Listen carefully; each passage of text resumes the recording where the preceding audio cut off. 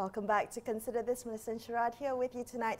Joining us on the show, we have Datuk Mah Weng Kwai, a member of the Judicial Appointments Commission. Sharaad, you were itching to ask a question before the break. I mean, is there a downside to being a judge? I mean, you get to wear those nifty wigs, but no I mean, no more. Not even that now. So No. then what It's is hot. it? What do you have to give up in order to take seriously this position that everybody is looking at for the delivery of justice in the country?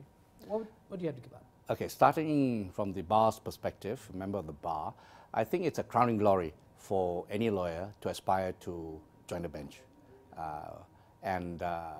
It's usually, constitutionally, you are eligible after 10 years of practice. But in practice, unless you've got 20, 25 years of experience, you will not be seriously considered. So here's a case of a person who has come a long way by way of practice, and after so many years, he would be very successful in practice and earning a lot of money.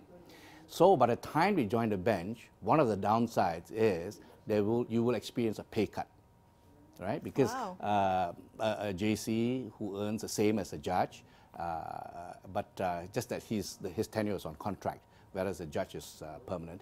But other than that, the salary is the same, the powers and duties are all the same. JC earns all in with all kinds of allowances, driver, petrol, maid and gardener is about 40,000 plus. So anyone who is out in the bar, a successful practitioner with more than 20, 25 years will earn much more than that, double perhaps per month.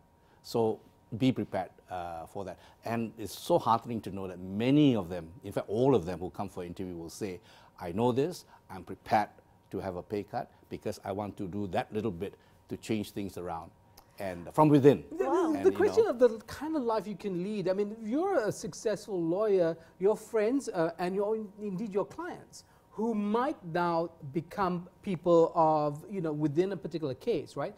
In the corporate sector, in the professional sector, keeping that distance, is that important? How does that play a role? Because that often shapes public perception of collusion and influence. Yes. So better be safe and to be sorry. And the moment you know somebody has a case before you, whether a relative, close friend, or some client from yesteryears, the first thing you do is to disclose this to everybody and see whether there's any objection. But more importantly, the moment you feel there's a conflict of interest, the judge should decide to recuse himself. Is there a check and balance for that, or is that just, the discretion of the judge to recuse?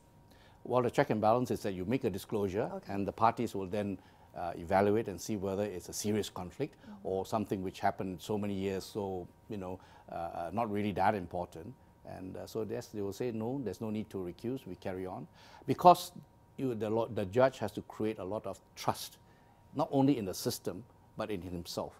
Because you're talking about a person who is discharging his duties where the element of integrity and independence is valued very highly. Right. So when a judge thinks that there is a conflict, people will consider that. Or if says there's no conflict, people will also consider that. Is there gender diversity and equality within the Malaysian judiciary? And also regional representation. I mean, do we have a bench that is very diverse? Well, on gender, I will say, Melisa, the world is being taken over by women, and Malaysia is no exception.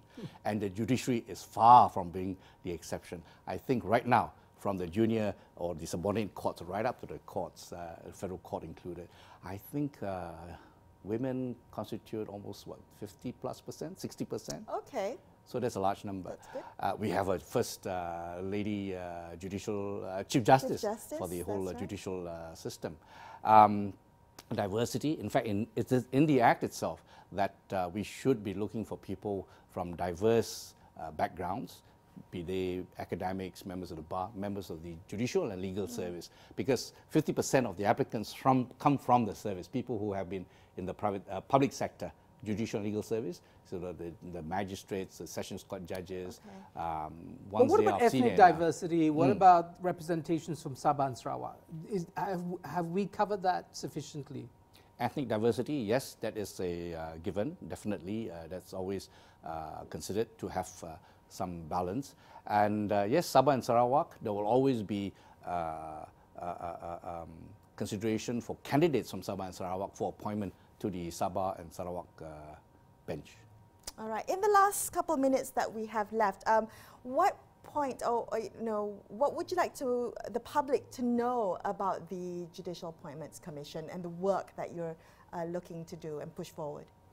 The JAC comprises of the 9 persons headed by the Chief Justice, and we meet once a month and discuss A to Z about the judiciary, and when there's time for filling up vacancies, then we go into the selection mode to have the various interviews held and so on. Importantly, I think, is that the public must appreciate that there is little, or I would say no, judicial interference from the senior judges.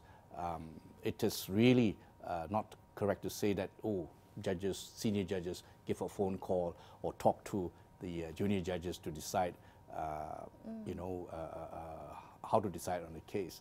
Speaking from my personal experience, 5 years on the bench, I never had a call on what to do and how to do a case, And will it take time to restore confidence in the? I know you were quoted saying there's a breath of fresh air within the judiciary in Malaysia since the last general election. Is that something that can be sustained regardless of who comes to power in the next general election? And also, is the public convinced of that? I mean, you're an insider saying that, but is the public convinced of that? Oh, that's my hope, that this breath of fresh air will continue to be fresh and be there for a long time. Yes, I think this is a process, a slow process where people have to become aware, and hence this talk that we're having this evening, to make sure that people fully understand, there's also the complaints mechanism that we have. If anybody who is listening to this program feels that something is not right, please come and tell us. Just get in touch. Yes, come and get in touch with us, and if not with the courts directly, to JAC, because administration of justice is part of our ambit as well. Thank you so much for joining us on the show this evening, sharing your insights. It's been such a pleasure talking to you. I'm Melisa Idris, with me Sharaad, Kuttan, signing off for this episode of Consider This. Thank you so much for watching, and good night.